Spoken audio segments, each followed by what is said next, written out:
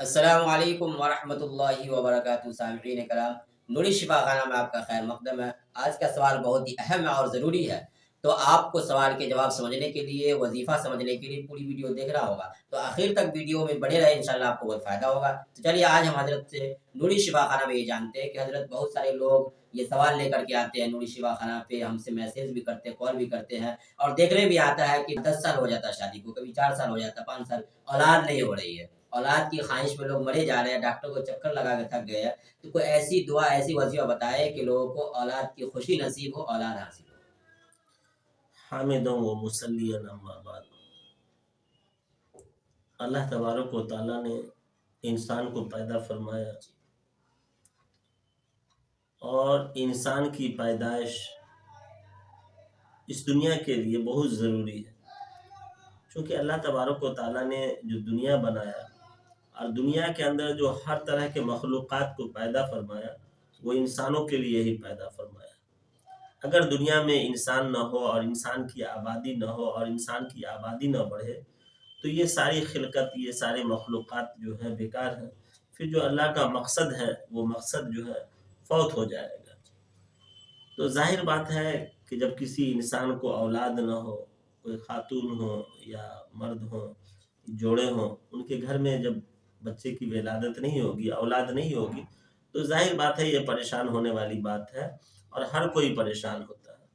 یہ آپ علیہ الصلوۃ والسلام کے زمانے میں بھی ایسا ہوتا تھا کہ جب کوئی شخص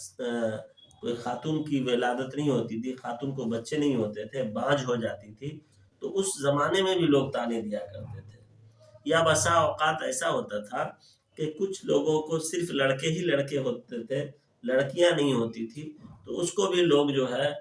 دوسری نگاہ سے دیکھتے تھے، اور کبھی بچیاں ہی بچیاں، لڑکیاں ہی لڑکیاں ہوتی تھی اور لڑکے نہیں ہوتے تھے، تو ان کو بھی بہت معیوب نگاہ سے دیکھا جاتا تھا۔ اور آج کے زمانے میں بھی کسی خاتون کو اگر بچے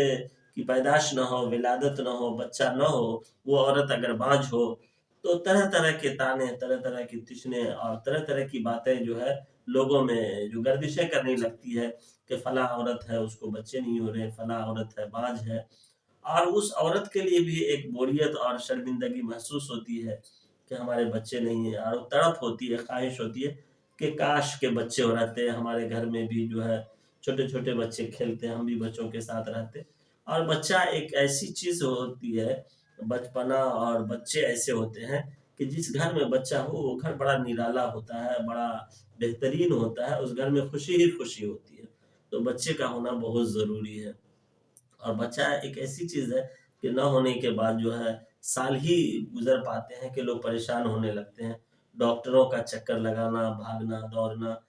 ٹھیک ہے، اچھی بات ہے کہ ڈاکٹروں سے بھی علاج معالجہ ہونی چاہیے، کہ اگر وقت پہ بچے کی ولادت نہیں ہو رہی ہے، بچہ نہیں ہو رہا، تو لوگ ڈاکٹروں کے پاس جا رہے ہیں، یہ اچھی بات ہے، علاج بھی کرانی چاہیے، علاج بھی ہونی چاہیے، اور علاج بہت ضروری چیز ہے۔ آپ علیہ الصلوۃ والسلام نے بھی علاج خود اپنا کرایا ہے، اور جو ہے آپ علیہ الصلوۃ والسلام نے بھی دوا کے طور پر کچھ چیزوں کو استعمال کیا ہے، تو دوا کرنی چاہیے، دوا آپ علیہ الصلوۃ والسلام کی سنت ہے۔ اور تو ولادت کے لیے، بچے کے لیے لوگ ہر طرح کی کوشش کرتے ہیں، اور ہونی بھی چاہیے، لیکن قربان جاؤں جناب محمد الرسول اللہ صلی اللہ علیہ وسلم پر، کہ آپ علیہ الصلوۃ والسلام کے اوپر جو قرآن مقدس کا نزول ہوا، اللہ تبارک و تعالیٰ نے قرآن نازل فرمایا، اس قرآن کے اندر اللہ تبارک و تعالیٰ نے ہر طرح کی چیزوں کو سمو دیا، اکٹھا کر دیا۔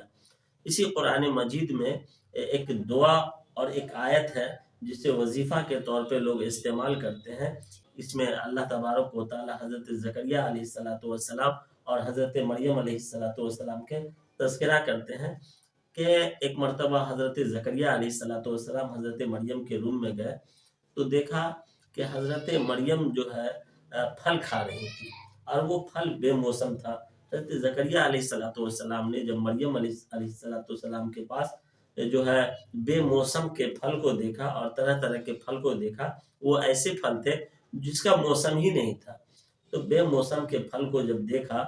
تو زکریا علیہ الصلوۃ والسلام کو بھی بڑا شوق ہوا، بڑی خواہش ہوئی کہ آخر حضرت مریم علیہ الصلوۃ والسلام کو جو ہے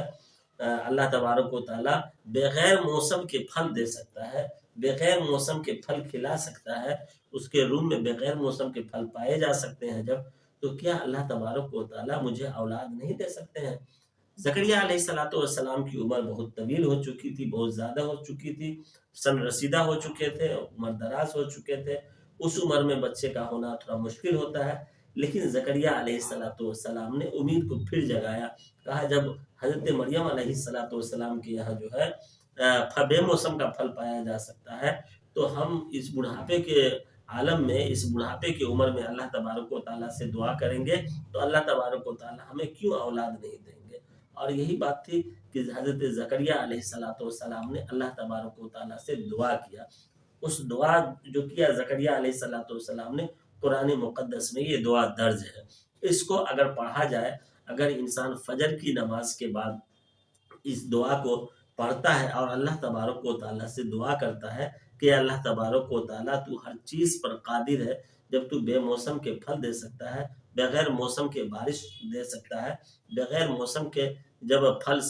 سبزیاں اگا سکتا ہے، تو یہ اللہ تبارک و تعالیٰ تو اولاد دینے پر بھی قادر ہے، تو کبھی بھی کسی بھی عمر میں اولاد دے سکتا ہے، تو مجھے بھی اولاد عطا فرما۔ اللہ سے دعا اگر اس وظیفہ کے پڑھنے کے بعد کرے گا تو اللہ تبارک و تعالیٰ ضرور بھی ضرور اللہ تبارک و تعالیٰ اولاد عطا فرمائیں گے۔ وظیفہ کو کرنا ہے کہ فجر کی نماز کے بعد اس وظیفہ کو ایک جگہ تنہائی میں بیٹھ کر کے اس وظیفہ کو یا تو 11 مرتبہ یا 21 مرتبہ پڑھ لے اور اس کے بعد دعا کرے، اللہ تبارک و تعالیٰ ضرور بھی ضرور اولاد نرینہ یعنی لڑکا پیدا فرمائے گا، لڑکا عنایت فرمائے گا، اور لڑکی بھی اللہ تبارک و تعالیٰ عنایت فرما سکتا ہے۔ اب ہم اس دعا کو دیکھیں گے جس دعا کو زکریا علیہ السلام نے اللہ سے کیا، اور وہ قرآن میں جو ہے وہ دعا جو ہے درج ہے، اس کو ہم سنیں گے۔ اعوذ باللہ من الشیطان الرجیم، بسم اللہ الرحمن الرحیم، قال رب هب لي من لدنك ذریۃ طیبہ۔ یہ دعا اللہ تبارک و تعالیٰ سے حضرت زکریا علیہ السلام نے فرمایا، پھر فرمایا اللہ تبارک و تعالیٰ کو حضرت زکریا علیہ السلام نے کہ انک سمیع الدعاء، کہ اللہ تبارک و تعالیٰ بلا شبہ آپ دعاؤں کو سننے والے ہیں۔ تو اللہ تبارک و تعالیٰ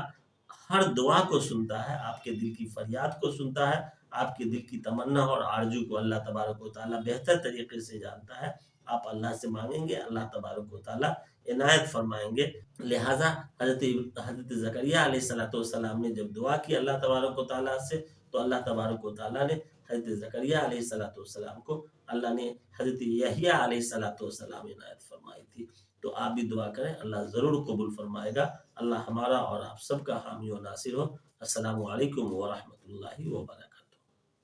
تو سنا سامعین آپ نے، اگر آپ میں سے کوئی اولاد سے محروم ہے تو اس وظیفہ کو کرے، انشاءاللہ آپ کو اولاد کی نعمت حاصل ہو جائے گی۔ اسی طرح اگر آپ جنات، شیاطین، جادو، نظر بد، جادو،